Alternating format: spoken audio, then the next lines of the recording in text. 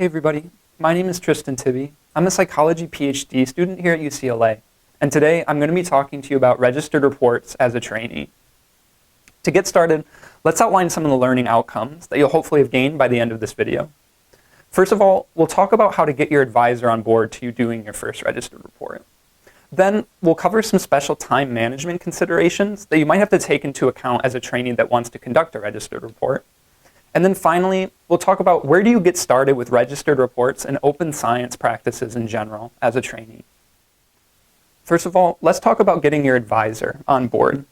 Now, especially if your advisor has been conducting research for many years and therefore has done a lot of publications through the traditional publication paradigm, they might not see or recognize the immediate benefit of doing a registered report. And so it may be a process to actually get them on board to you doing one. Now, all of the information that we've covered throughout this video series should be helpful in illustrating the benefits of registered reports and why it is beneficial for you to do one yourself. So you can use that information to help you persuade your advisor. Additionally, just in general, it's helpful to do your homework ahead of time to preempt any concerns that you think your mentor might have when you bring up this idea to them. Continuing on with these thoughts about getting your advisor on board, one idea is that rather than starting with a full-fledged registered report, you can start with just doing a pre-registration. Now, trying a pre-registration with your advisor first is good practice to the registered report process, where you're writing out a plan that you'll follow to conduct a study before actually doing the study. And additionally, by doing this pre-registration with your advisor, it might help some of the highlights, some of the advantages that registered reports have above just doing a pre-registration. For example, when you submit your pre-registration for publication, chances are peer reviewers will ask you to change things. And at that point, when you're making these changes, it no longer aligns with that pre-registration that you filled out initially. And so you're no longer following what you said you were going to do in that record. With registered reports, this practice of pre-registration is basically built into the registered report peer review process. And so you submit what is essentially a pre-registration, that's stage 1 manuscript, for review in registered reports. And then you get all that feedback and are able to change those aspects of your plan that they would like you to change before you actually conduct the research. And so in that sense, a registered report is actually beneficial and builds on the idea of pre-registration.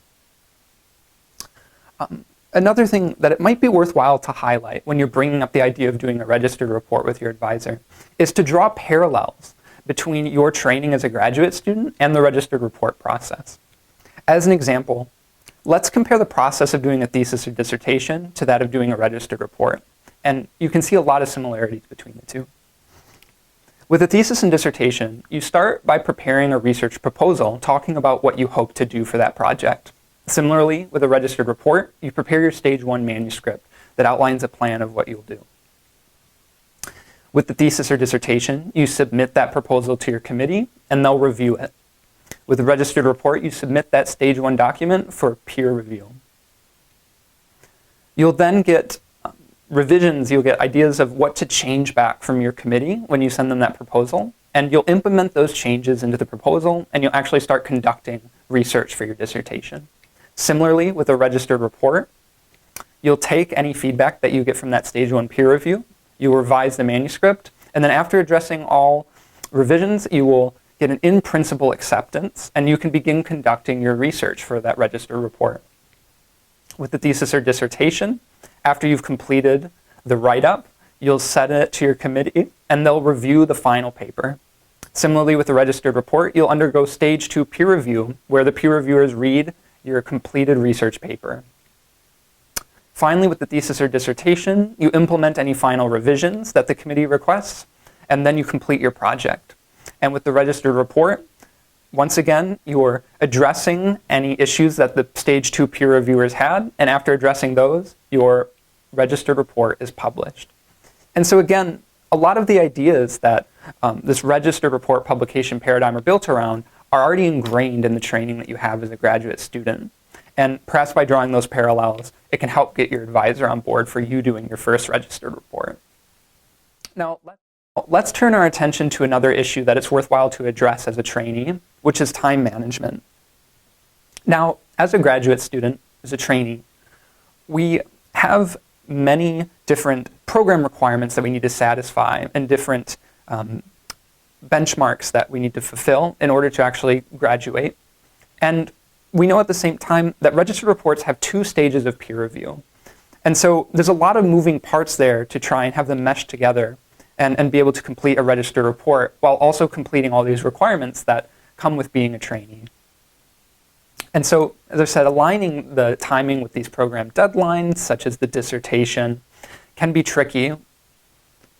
So one idea that can help do this is peer community and registered reports. They actually have what's called scheduled review, which means that you can actually, when you're first submitting, you can request a timeline for when you will get peer review comments back. And so you can make sure that those align with when you'll be completing your dissertation or completing a comprehensive exam, and make sure that there's no conflicts there. Similarly, if you'd like, you could try combining doing a registered report with some of these deadlines or these program requirements. As an example, if you were to do a registered report as your dissertation, here are some important things to keep in mind. You'd want to submit that stage 1 document around the time that you send your thesis proposal to your committee, and perhaps even before.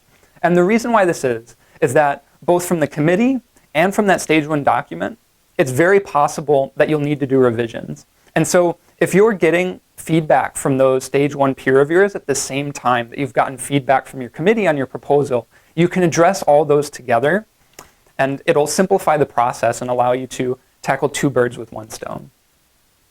Similarly, you can plan for typical review period before starting data collection. And so making sure that you've submitted the stage 1 document early enough that you will be able to fit that into the timeline in which your dissertation will be due is very important.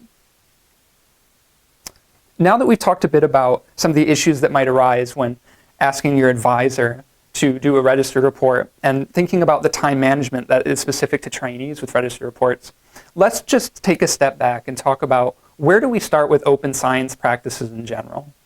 As a trainee, open science is a buffet. There are many different options to choose from, and you don't need to choose them all at once. Down here on the screen, we have just a couple of different open science practices that we've mentioned throughout the videos. And maybe for your first project, maybe you just share your data and make your code available for others to see.